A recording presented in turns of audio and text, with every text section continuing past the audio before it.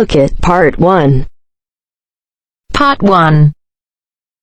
You will hear a telephone conversation about a car insurance claim. You have 30 seconds to look at questions 1 to 5.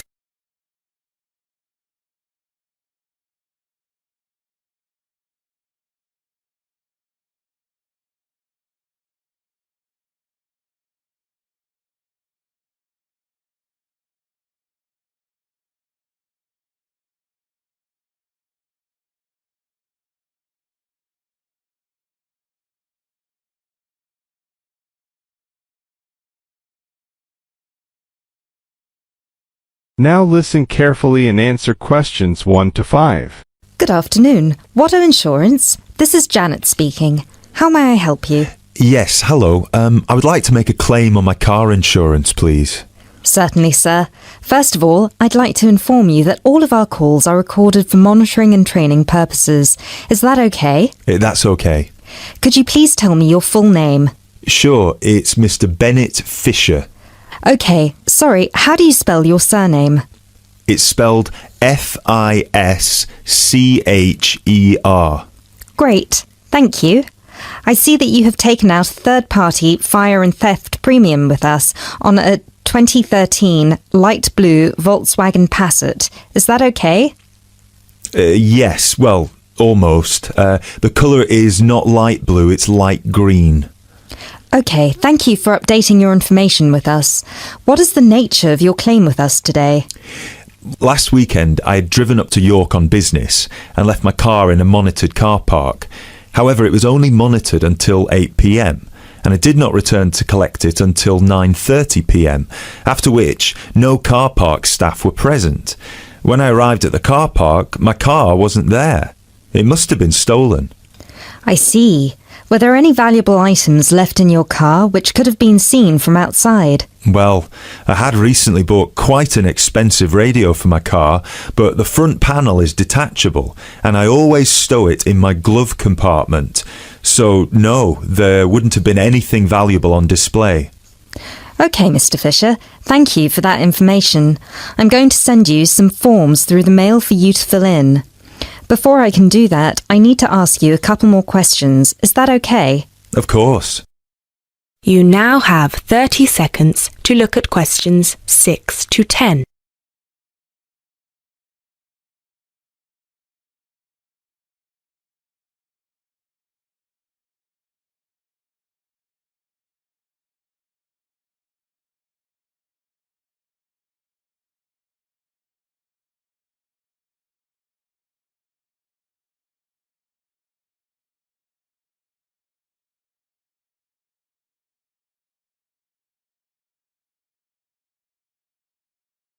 Now listen carefully and answer questions 6 to 10.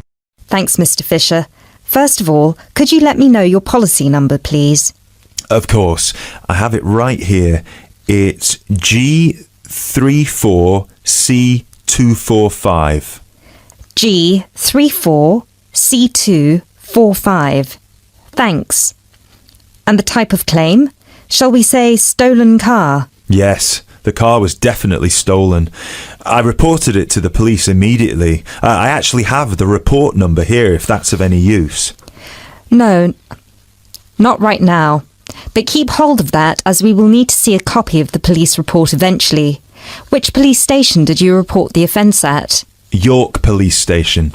Was it your first time in York? No, but it was the first time I'd driven there. I usually take the train. Were you aware that the car park was only manned until 8 p.m? No, I was not aware of that. Were there any signs put up on the premises that informed car owners of the risks of leaving their cars after normal operating hours? Yes, but they said the car park was going to be guarded until 10 p.m, at which point the entrance is barred so no cars can come in or out.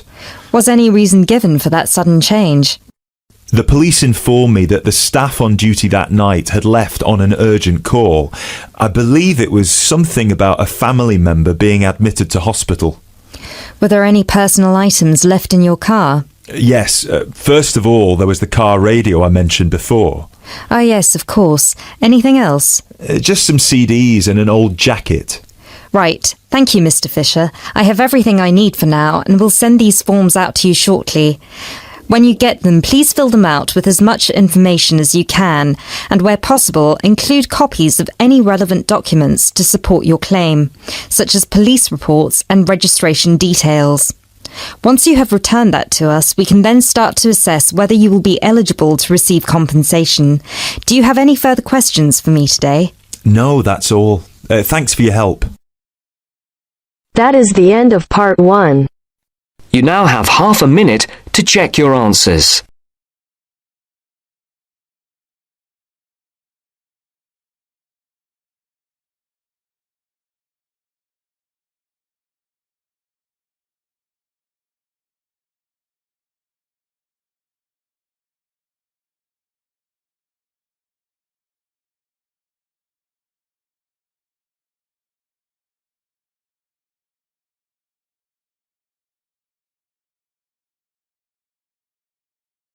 Now turn to Section 2.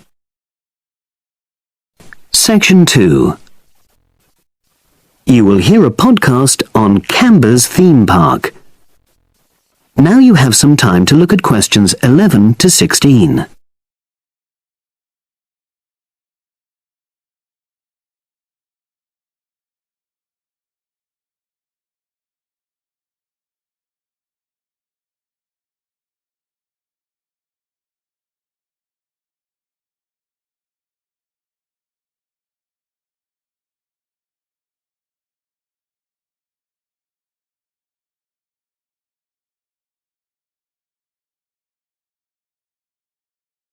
Now listen and answer questions 11 to 16.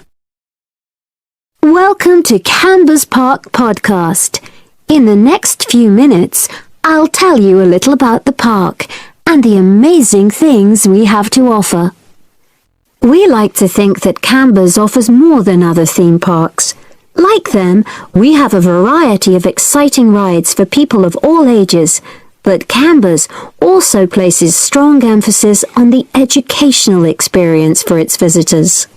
Not boring facts, but lots of interactive exhibits. Although it's mainly an outdoor experience, we do have some indoor activities if the weather gets too dreadful. The park's got a lovely, well-established feel, set in 80 acres of beautiful countryside, about 3 miles south of the tourist resort of Dulchester. The park was set up in 1997 by the Canberra family, but then taken over by new owners in 2004, who have maintained the original vision of the Canberras. It has lots of old trees, hundreds of flower beds, and a gorgeous lake. Canberra's has over 45 different rides, exhibits, and arcades. All but one of these is free once you've paid your entrance fee. We charge a small fee for our newest ride to reduce the length of the queues. You don't pay anything for parking. A family ticket for a family of 4 works out at about £8 per person, which is amazing value. Full details of current prices are shown on our website, along with full details of rides, etc., and directions for getting to us. We also have a number of special offers. For example, if you live locally, why not join our Adventurers Club, which entitles you to 50% off ticket prices all year round, and a special lane for all rides and exhibits, which means you don't have to wait to get into any part of the park. See the Offers tab on the website. We've recently added a number of new exhibits to the park, and we're particularly proud of our Future Farm Zone, which houses over 20 different species of animals, from chipmunks to dairy cows. The emphasis is on getting near to the animals. All of them can be petted, and you can buy food for feeding the animals.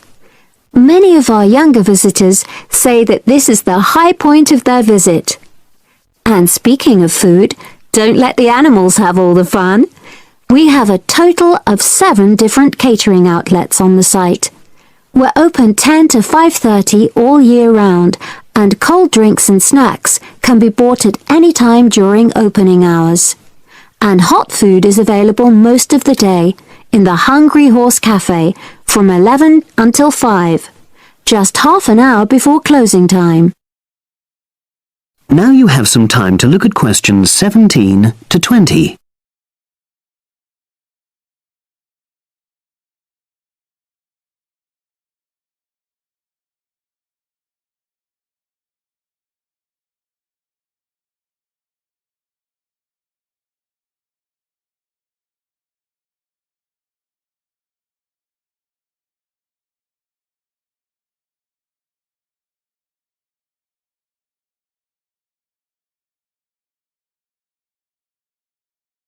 Now listen and answer questions 17 to 20.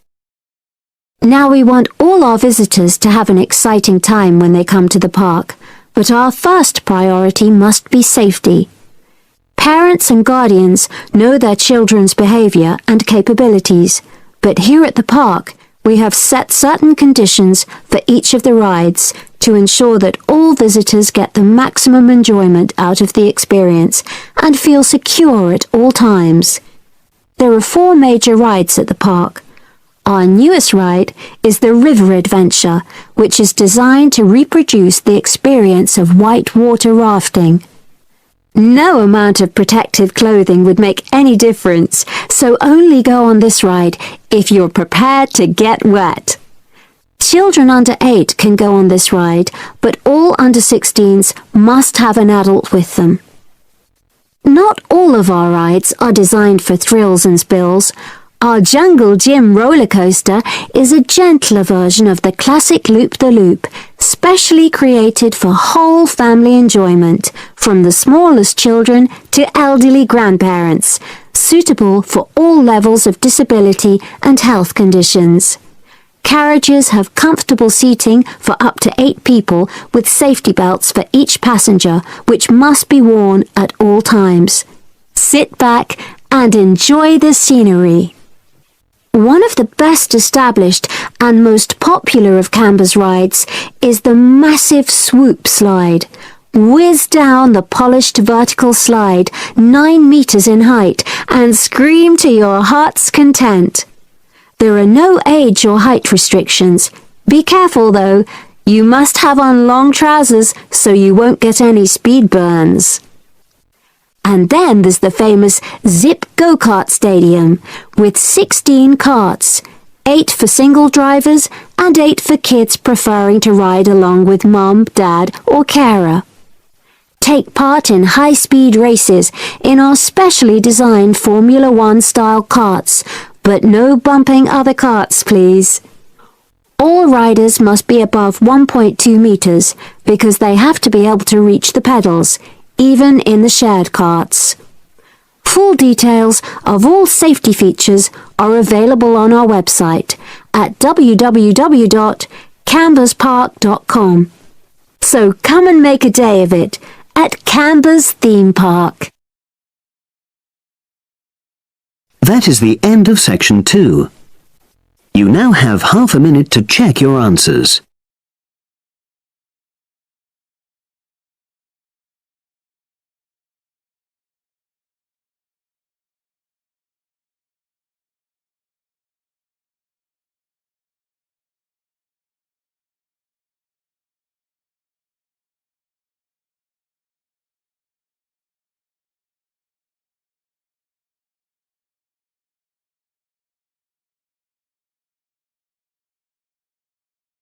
Now turns to part 3. Part 3. You will hear a conversation between 2 students who will discuss a project they're working on together. You have 30 seconds to look at questions 21 to 27.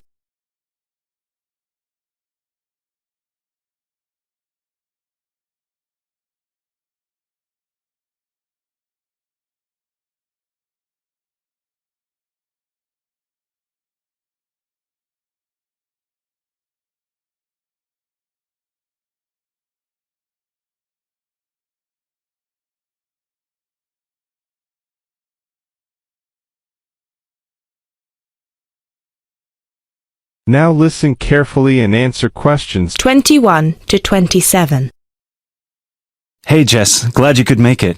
We've got a lot to discuss. Hi, Matt. Yes, sorry I'm a bit late. I did bring all my notes with me. Yes, me too. Where shall we start? Well, I think it would be a good idea to clarify our objectives just one more time. Yes, good idea. Okay, here we are. We need to record, photograph, and identify the plant species in 10 1-square-meter plots. Does it say anything about where these plots should be and how they should be laid out? Ah, here it is. It says that all the plots need to be no more than 10 meters apart. And how do we choose them? Ah, this is the fun part. I remember this. Here we are. Make a 1-meter square frame using bamboo sticks available from the department stores. Yes, we've already done that. I know, I'm just reading the whole section. Okay. One person stands roughly in the middle of the chosen area and throws the frame. The other person uses a tape to mark out the square where the frame landed and returns frame to thrower. The thrower then turns a few degrees on the spot and throws again. The thrower must turn slightly after each throw and vary the force of the throw until after the 10th throw they are pointing in almost the same direction as the first. That sounds a bit complicated. That's only because it's all in writing. It's just a simple throw, turn, throw, turn, throw, turn until we have 10 squares. And I guess you want to do the throwing. Well, if you don't mind. I'm sure you'll be more accurate at marking the squares. Yes, I am sure I am, and I'm sure you've got a stronger throwing arm. You now have 30 seconds to look at questions 28 to 30.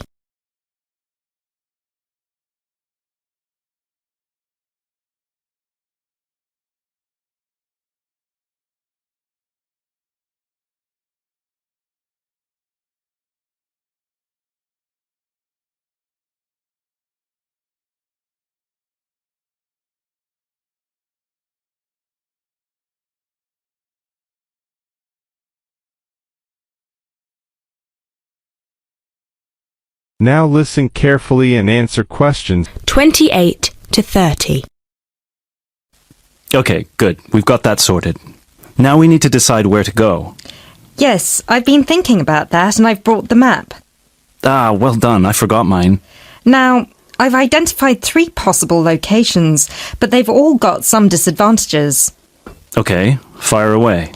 Well, the area around this lowland marsh could be interesting. There'll be a lot of interesting water plants here. Looks good, but what's the problem? Mainly that it's already a designated nature reserve, and I think there's already been a lot of research done here. Ah, I see. Well, I'd rather do something that's new and can be useful.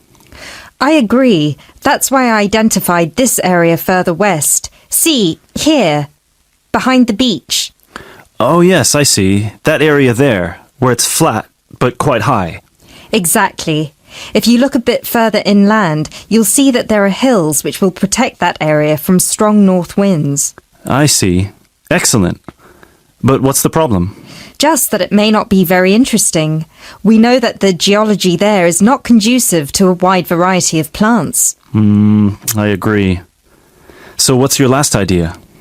Well, I think this one is a bit of a winner, although I did want to show you the other 2. Look up here on the north coast. Where? See this bay? Well, I know that there's been quite a lot of studies done here, but a bit further to the east behind this headland. No one has ever looked at that. Well, I certainly couldn't see any studies. That is interesting. And the plant life could be a bit different because of the shelter from the wind the headland provides. Exactly. Brilliant, Jessica. That's a great idea. We'll go there. Thanks. Now all we have to decide is when is a good time. Well... That is the end of part 3. You now have half a minute to check your answers.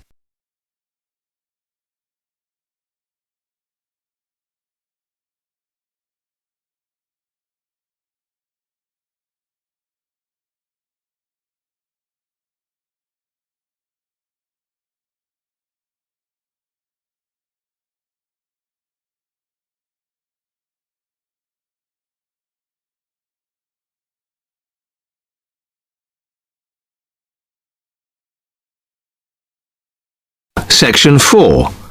You will hear part of a lecture on the current and future use of mobile phones.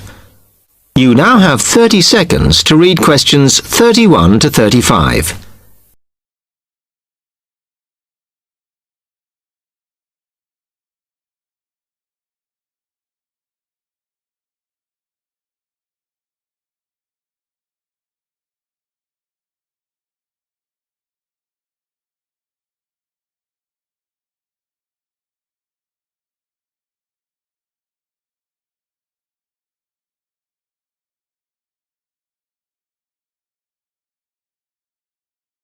Now listen carefully and answer questions 31 to 35. Okay, now today we're looking at changes in communication, and specifically changes that have just happened or are likely to happen in the next few years. Key to this is the mobile phone, which is increasingly being seen as an all-purpose system rather than just a phone. If you only use your phone for texting and making calls now, you will be amazed at how you'll be using it in the future. The technology has been developed for a range of other uses. For example, phones could be used so that if you are meeting someone and they get lost, you could send them a map of your location to help them. This will save all those complicated explanations over the phone and our poor friends or colleagues trying to drive and find out where they are at the same time. And if you get bored waiting, or if you're traveling, for example, you will soon be able to see TV news on your phone as it is actually being broadcast. This means that you won't have to miss any of your favorites if you were away for a few days. Most people have got used to texting now, and young people send pictures to each other. But what is exciting is the possibility of putting music with them before you send them. And it's not all frivolous. Phones are going to become even more critical in business and education. Some recent developments have a highly practical usage. So, for example, as lecturers, we will be able to send everybody a text to let them know if lectures have been cancelled.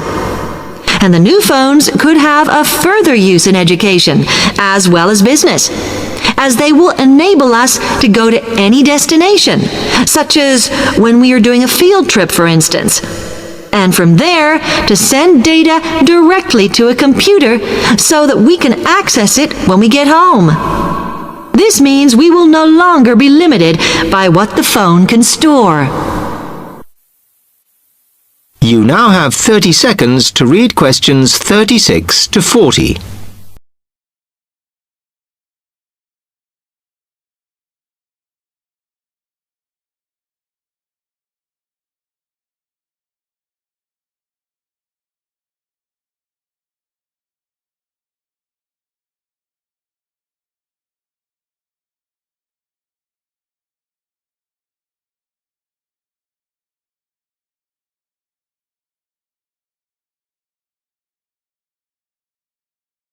Now listen carefully and answer questions 36 to 40.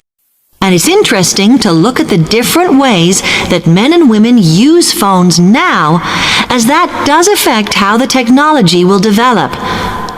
Some research has been done on how people use phones, and some of the results are surprising. One of the increasing usages of mobile phones is to get all sorts of data, such as phone numbers, the weather, train times, etc. And while there's been an attempt to set up connections with things that women might be interested in accessing, it is overwhelmingly men who do this. But what about the traditional use of a phone? To speak to people? I suppose we would predict that it is mainly women who use phones as a method of contact for friends and family, but, in fact, the genders exploit this facility equally. I've spoken about the increased business usages that phones will offer, and I suppose we would associate this usage with men. The survey picked up, though, that women are often working from home or catching up with work in the evenings, so they use phones in this way as much as men do. Most of us are aware we can store photos on our phones. It's an ideal method of capturing a moment wherever you are. Women tend to be the group that keep photos on their phones, but it seems that men use their phones to actually take pictures much more than women do. And of course, all this knowledge affects the marketing that the companies will do in order to sell the... That is the end of section 4. You now have half a minute to check your answers.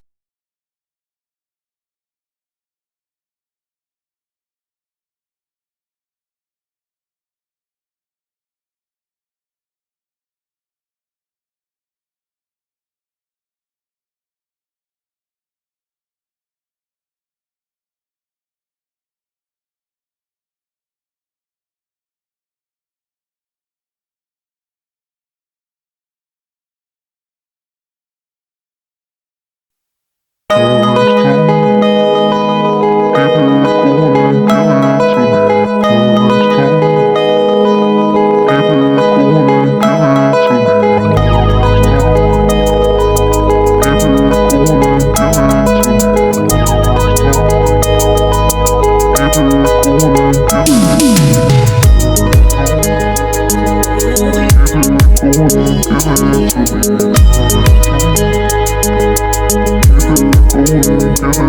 to me.